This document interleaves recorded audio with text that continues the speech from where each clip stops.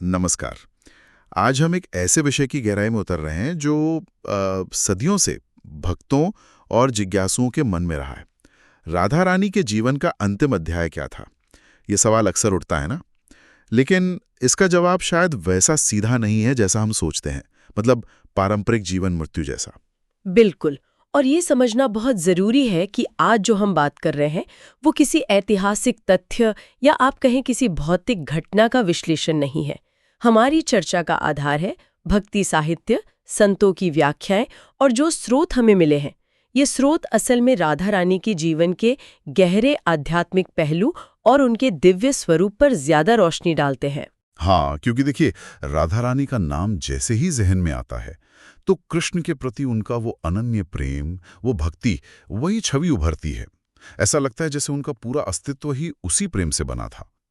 तो आज हमारी कोशिश यही रहेगी कि हम इसी प्रेम की जो पराकाष्ठा है और जिसे दिव्य विलय कहते हैं, उस अवधारणा को समझें। हम ये जानने की कोशिश करेंगे कि कैसे उनका भौतिक होना एक शाश्वत प्रेम कहानी में बदल गया। सही कहा।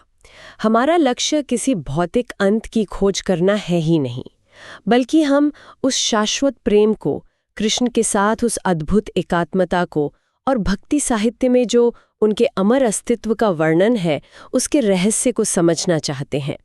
ये कहानी भौतिक शरीर के जाने से कहीं ज्यादा चेतना के परम प्रेम में विलीन होने की है। तो चलिए इसी आध्यात्मिक यात्रा को समझने की कोशिश करते हैं। सबसे पहले ये स्थापित करना जरूरी लगता है कि राधा रानी का जीवन सिर्फ भौतिक दायरे में बंधा नहीं था। स्रोत भी यही कहते हैं कि उनका जीवन कोई साधारण भौतिक घटनाक्रम नहीं था। उनका अस्तित्व, उनकी पहचान, वो पूरी तरह से कृष्ण के लिए उनके प्रेम और उनकी भक्ति में ही थी। और यही सबसे अहम बात है।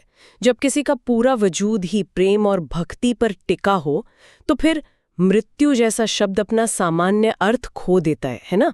राधा और कृष्ण का जो संबंध था, वो साधारण मानवीय रिश्तों जैसा नहीं था। वो एक गहरी आध्यात्मिक एकात्मता थी। उनके प्रेम और भक्ति की जो गहराई थी, वो इतनी ज्यादा थी कि उसे सांसारिक जीवन और मृत्यु के पैमाने से मापना वो अपर्याप्त लगता है।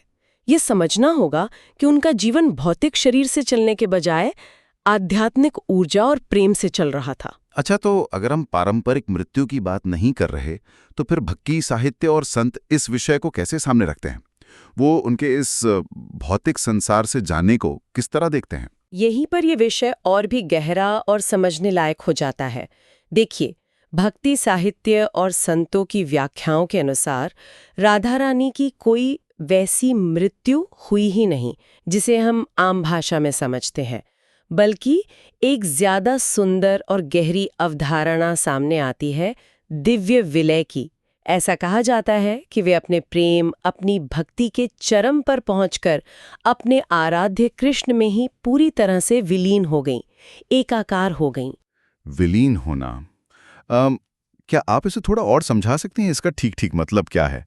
क्या ये आत्मा का परमात्मा में मिलना है या कुछ और? हाँ, देखिए, विलीन या एकाकार होने का मतलब यहाँ भौतिक शरीर के खत्म होने से नहीं है। इसका मतलब है चेतना के स्तर पर पूरी तरह एक हो जाना। ये एक आध्यात्मिक शिखर है जहाँ भक्त और भगवान के बीच का जो फासला है, जो द्वैत है, वो मिट जाता है। राधा जी, जिन्हें प्रेम का साक्षात रूप माना जाता है, वो अपने प्रेम के स्रोत यानी कृष्ण में ही समा गईं। उनका व्यक्तित्व, उनकी चेतना कृष्ण की चेतना से एक हो गई।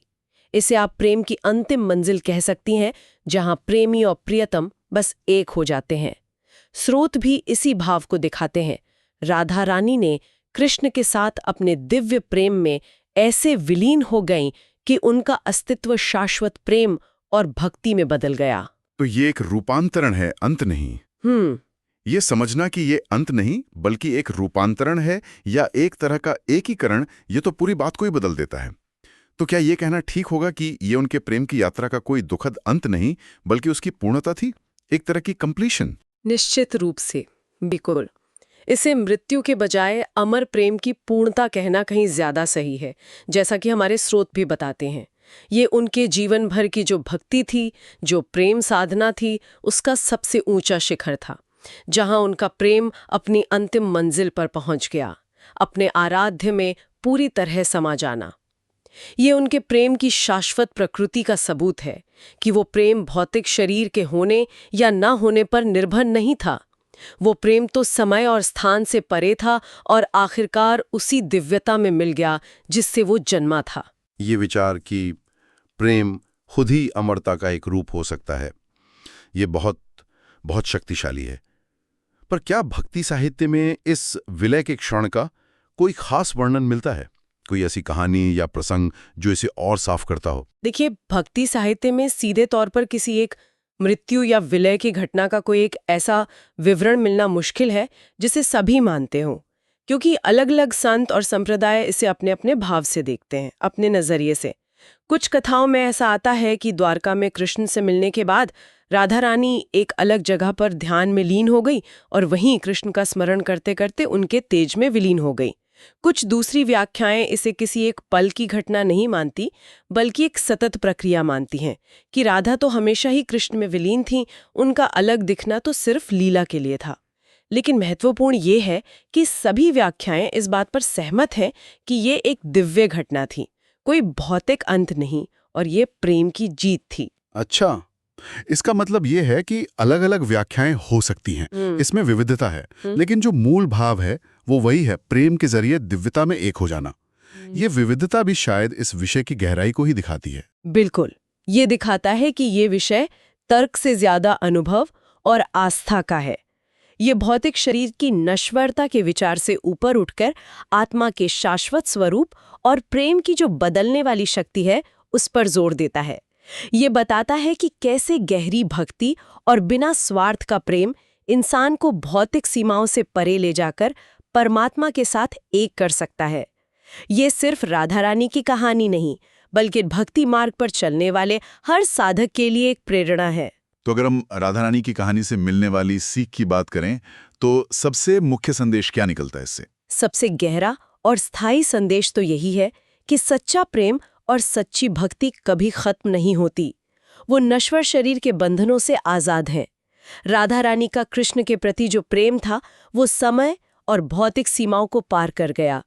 उनकी कहानी हमें यही सिखाती है कि प्रेम सिर्फ एक भावना नहीं है, बल्कि एक ऐसी शक्ति है जो अस्तित्व के रूप को भी बदल सकती है, उसे दिव्यता दे सकती है। जैसा स्रोत में कहा गया है, उनकी कहानी हमें यही सिखाती है कि सच्चा प्रेम और भक्ति कभी समाप्त नहीं होती। ये संदेश तो आज के समय में भी उतना ही जरूरी लगता है, जहां रिश्ते और भावनाएं अक्सर थोड़ी क्षणभंगुर सी नजर आती हैं। हाँ, और इसी शाश्वत प्रेम और भक्ति के विश्वास के कारण ही भक्त ये मानते हैं कि राधा रानी आज भी अमर है। वो सिर्फ इतिहास या पौराणिक कथाओं का हिस्सा नहीं है, वो भक्तों के दिलों में, उनकी आस्था में, उनके कीर्तन और भजनों में लगातार जीवित हैं। उनका अस्तित्व भौतिक रूप से भले ही ना हो, लेकिन उनकी आध्यात्मिक उपस्थिति हमेशा महसूस की जाती है। स्रोत की वो पंक्ति, राधा रानी हमेशा अमर है, हमारे दिलों में जीवित, इसी निरंतर उपस्थिति और अमरता के विश्वास को दिखाती है। भक्तों के लिए वे प्रेम की देवी के रूप में हमेशा पूजनीय और प्रासंगिक है। व्यक्तित्व की कहानी भौतिक सीमाओं को पार करके इतने गहरे आध्यात्मिक सच और एक निरंतर प्रेरणा का स्रोत बन जाती है।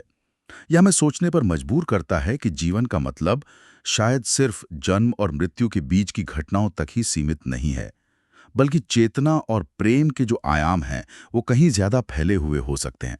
हाँ, और अगर हम इसे और बड़े नजरिए से देखें तो राधा रानी की कथा प्रेम की उस सबसे ऊंची क्षमता का प्रतीक है जो न सिर्फ दो आत्माओं को जोड़ती है, बल्कि जीवात्मा को परमात्मा से भी एक कर सकती है। ये भक्ति योग का एक बेहतरीन उदाहरण है, जहां भक्त और भगवान के बीच का अंतर मिट जाता है और सिर्फ शुद्ध प्रेम बाकी रहता है। राधा का प्रेम सिर्फ कृष्ण के लिए नहीं था, वो खुद प्रेम का मूर्त रूप बन गईं, जो आज भी भक्तों को रास्ता दिखाता है। तो संक्षेप में अगर कहें तो राधा रानी की कहानी उनके किसी भौतिक अंत की कहानी नहीं है। ये उस प्रेम और भक्ति की असीम शक्ति की गाथा है जो व्यक्ति को अस्तित्व की सामान्य सीमाओं से ऊपर उठाकर परमात्मा में विलीन होने और एक शाश्वत दिव्य स्थिति पाने का रास्ता दिखाती है। ये उनके अमर प्रेम की कहानी है, उनके अंत की नहीं। बिल्कुल सटीक कहा आपने।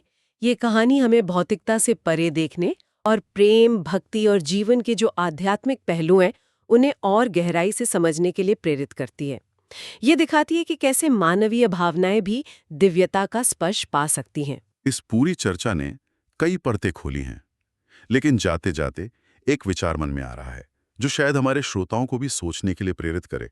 जरूर साझा कीजिए। राधा रानी की कथा, जहां प्रेम खुद ही दिव्यता में विलय का माध्यम बन जाता है, ये हमें ये सोचने पर मजबूर करती है, क्या प्रेम की पराकाष्ठा, मतलब प्रेम का वो चरम बिंदु, वास्तव में अस्तित्व के नियमों को बदल सकता है? क्या बिना किसी स्वार्थ का और इतना गहरा प्रेम चेतना की ऐसी अवस्था को जन्म दे सकता है जहां ये भौतिक शरीर की नश्वरता मायने ही न रखे और अंत सिर्फ एक ऊंचे स्वरूप में रूपांतरण बनकर रह जाए?